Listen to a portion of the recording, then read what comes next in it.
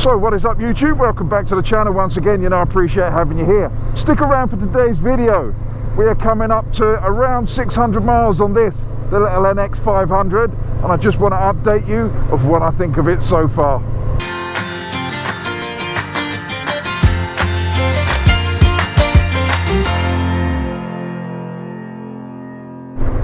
Thank you for sticking around and welcome back. You join me on yet another commute on a beautiful English morning.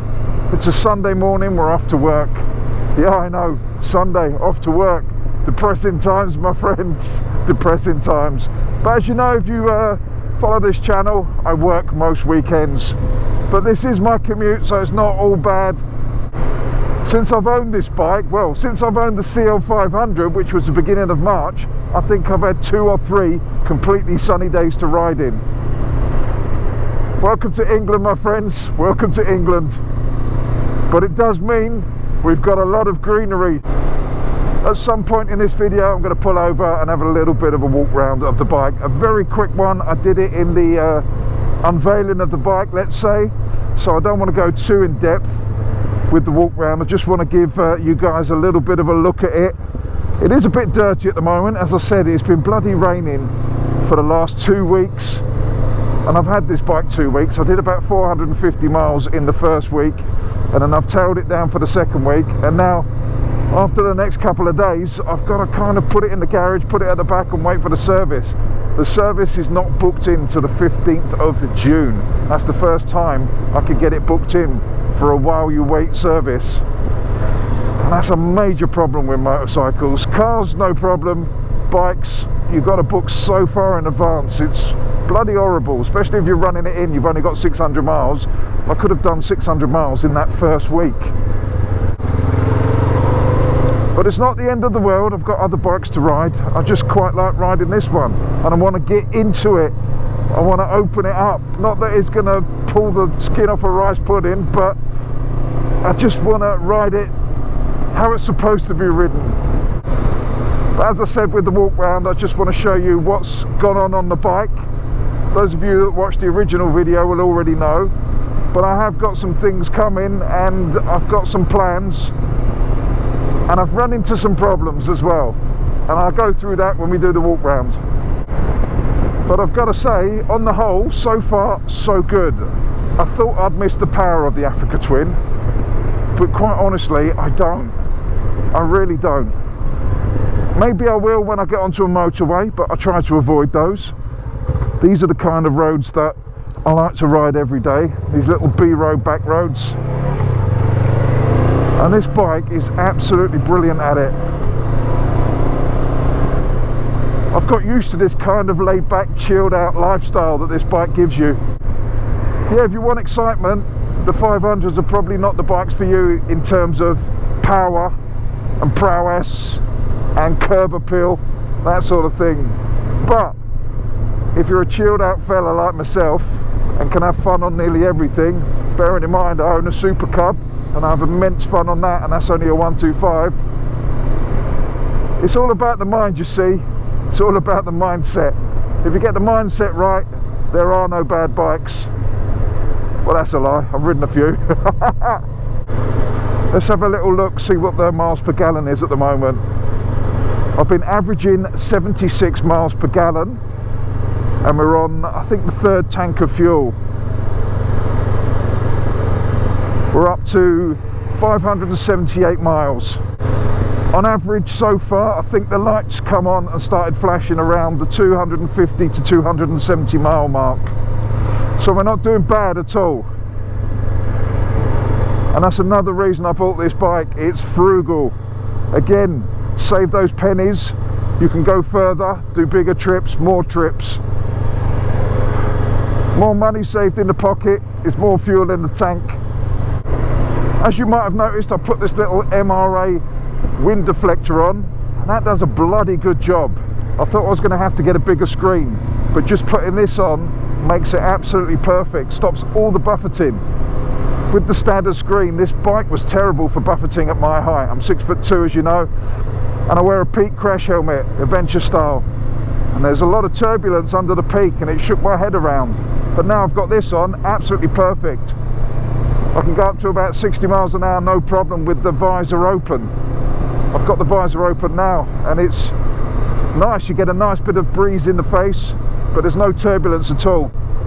So that is fantastic, and I've had that for about 6 years. It's been on nearly every bike I've owned. Right, let's pull in here, give you a little bit of a look round and a heads up of what's going on this bike. I don't know why I said heads up, like you care. You don't really, do you? But I'll show you anyway. Right, so here she is, a very dirty NX500. Now, I've only had one problem with this bike so far, and that was one day it didn't start for some reason. I'll drop the little bit of footage here from my phone.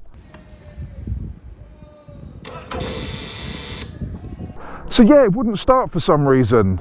My mate gave me a push, and in second gear it bump started, no problem. I took it home and it started ever since. The only thing I can think that took the drain was these Denali lights, but they are wired into the ignition, so if I turn the ignition off, they go off. But on that day I left the switch on, this little switch here, and I'm wondering if that little switch somehow is taking a tiny drain. But even that was a mystery, because they were on overnight, or that switch was on overnight in the garage for a lot longer than it was at work, and it started first time in the morning. So that's the only thing that's happened to this bike, and so far it's a mystery. When it goes in for the first service, I'll get them to check the wiring and have a little look at it. But since then I've had no problems whatsoever, and I've bought a jump pack that's in my backpack at the moment, so if it doesn't start and it is a Duff battery, then I could always start it from the jump pack.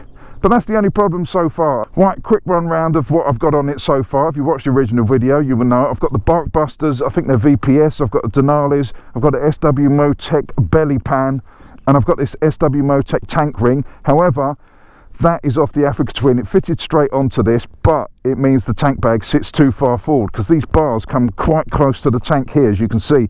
So I've ordered another one that comes down, and the tank bag will sit around here. So that doesn't work on the CB500 stroke NX500. It's too far forward, so you need to get the one that drops down a little bit. I've also got the Oxford, I think they're Adventure Pro, I don't know what they are. They're Oxford heated grips, let's put it that way, and they're very, very good. I've only used it on bar number 1 so far, because it's not freezing cold, but at night and in the morning it just takes the edge off. And these, I have to say, are much better than the Honda ones. They're so much warmer. I've had them on a few bikes and they're brilliant. Right, other problems I've had is trying to get tyres for these. These are a 160/17 on the back, and to get adventure tyres 50/50 is nigh on impossible. You can get 150/17s on the back, so I'm probably going to go down that route, and then the 19 on the front, obviously, because I want 50/50 tyres. Maybe I had some plans to do some off-roading this year, but getting tyres for this that are suitable for off-road is a little bit of a struggle.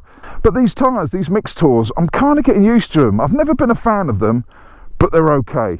And now I've got used to the way they move about. I mean, they don't slide all over the place and give you heart attacks, but they're just, I don't know, they're just meh tyres.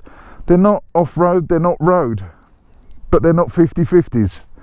I'm not a fan of them, but we'll make do. They're hard wearing and they'll do for now, maybe to the end of the year.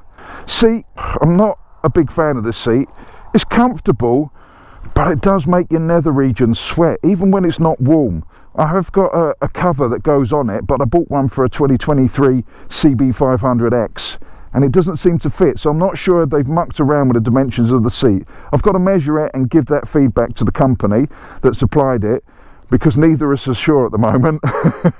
So I'm going to try and fit it again, but it's going to take a little bit of perseverance. It's the same one that I've got on my CRF 250 Rally, and I had some problems fitting it on there until I got the technique, and now it's fine.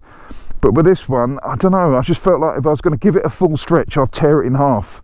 So we'll persevere with that, and I'll check back with you on that with the seat cover. But the standard seat is comfortable, but yeah, I'm not really a fan of how it makes my nether regions sweat a little bit. Too much information, I know, but I just thought I'd give that to you.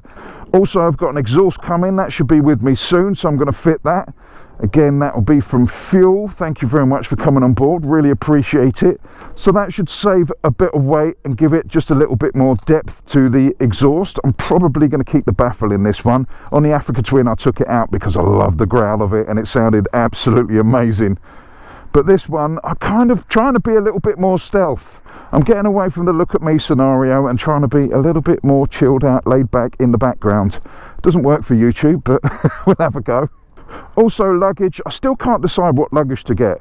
I was going to go with SW Motec with the removable panniers, and then I can use my Krieger side bags on there, but I'll have to buy another Krieger side bag because on the Africa Twin they were asymmetrical, but on this it will be symmetrical. So maybe SW Motec rack, then I can use the stuff from the CL500 interchangeable between the two bikes. That makes sense and is a little bit more cost effective. So if you've got one system for two bikes, kind of makes sense. Or the other alternative is go pure soft luggage on this one. Just get the little rack, don't bother with the side panniers, and go with soft luggage. I still haven't decided. I'm going to the ABR. I'm not going on this, I'm going on a 250. So the ABR festival, I want to pick the brains of the manufacturers there and see what's available before I go and take my wallet out and take the plunge and buy some luggage for this one. I do have jivvy boxes at home and I've got a little bit of luggage, so I can make do. I say make do, I've got pretty good luggage to be honest, so I can spec this bike up, but I just want to, I don't know, because it's new, I just want something new, a little bit different, maybe a little bit new, a little bit old, bit of mix and match. I know I'm rambling now. Basically I don't know what I'm going to get for the back. That's what I'm trying to say. I don't know what I'm going to get for the back. I'm going to have a tour on this later in the year. I'm going to plan a tour and we're going to spend 2 weeks going somewhere. Don't know where yet, but we're going to check its capabilities out later in the year for a 2-week tour bike, see if I can get on with it. I've done stuff on the Africa Twin and I love that bike, brilliant. But what we're going to try and do is take back roads and little kind of country lanes and just see where we end up. So that's the plan, stroke no plan for this bike. We're going to do some adventures on it. That's why I bought it. It's cheaper to run, we can throw more fuel in that petrol tank and do more adventures, and it's not going to cost me as much. So the idea of this bike and the experiment was, can I live with a 500 over an Africa Twin? So far, okay, it's only been 600 miles, but so far so good. I'm enjoying this chilled out lifestyle. So let's get back on with the commute. Trip A, we're on 77 miles and we've just done the first bar of fuel. I've also got a set of double take mirrors to go on here as well, so we need to fit those, but I'm not sure if I'm going to bother at the moment because these are pretty good. I do like these wing mirrors, they work well, you can see a lot behind you and they're quite low as well, so I might stick with these for a bit and just throw the double takes on the 250. Not sure yet, I've got them anyway, so you might see them on here, you might not. When I go on my tour later in the year I'll definitely put them on for that. But the problem with the double takes is I haven't got the lock-in nut, so I'm scared someone's going to steal them. Especially because I work in and around London. The last thing you want to leave is nickable stuff on your bike, because it will go. You can travel around the world quite safely, come to London, get everything stolen. But all in all, so far so good for this bike. I'm absolutely loving it. It's much easier to filter and commute on this as well compared to the Africa Twin. Although we shouldn't really compare the two bikes. I know people have been asking what's it like compared to the Africa Twin, and that's only natural, but it's completely different. You can't compare it. Although it's in the adventure category, it's not. It's really a street bike that has some tiny little bit of dirt road ambition, and I mean tiny. So yeah, they're chalk and cheese. The Africa Twin is much better in many departments if you were to compare it, so I'm not going to.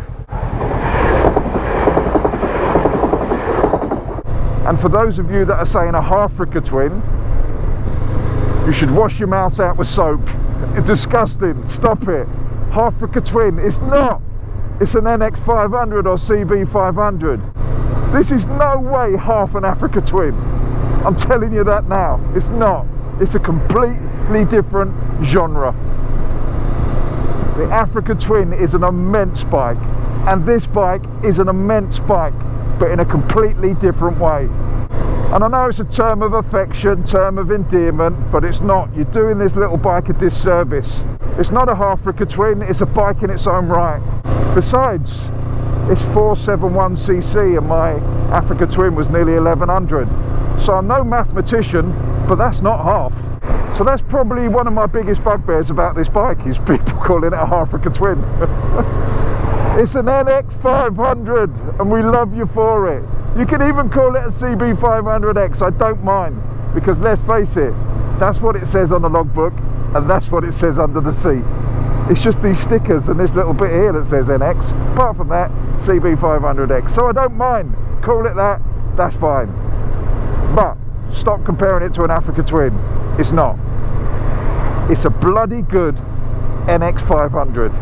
And we're now in the state of average speed cameras everywhere in the south, so a smaller bike kind of makes sense. It's much easier sitting at 40 odd mile an hour on average speed cameras on this bike than it was on the Africa Twin. So that's a comparison you can take. This is much better around town, slower roads, and when you've got all these ridiculous restrictions. And I say ridiculous, I know they're there for a reason, but you know what I mean. I spend more time looking at my screen than I do looking at the road. So that's one thing I suppose I missed, the cruise control. But apart from that, I'm quite chilled out on this bike and I'm bloody loving it so far. So on that note, we'll end the video here. Thank you very much for watching, really appreciate it. Don't forget to subscribe, to like, to share, to do all those things that you need to do. Also hit that notification bell so you guys can get the drop in these videos. I shall see you on the next one. You know I love you all. Stay safe. Fish out. Get all your bags, get out my house. I don't want your stuff around. I never did you wrong, but you did me wrong, so go ahead, get gone. Get all your bags, get out my house. I don't want your stuff around. I never did you wrong, but you did me wrong, so go ahead and get gone.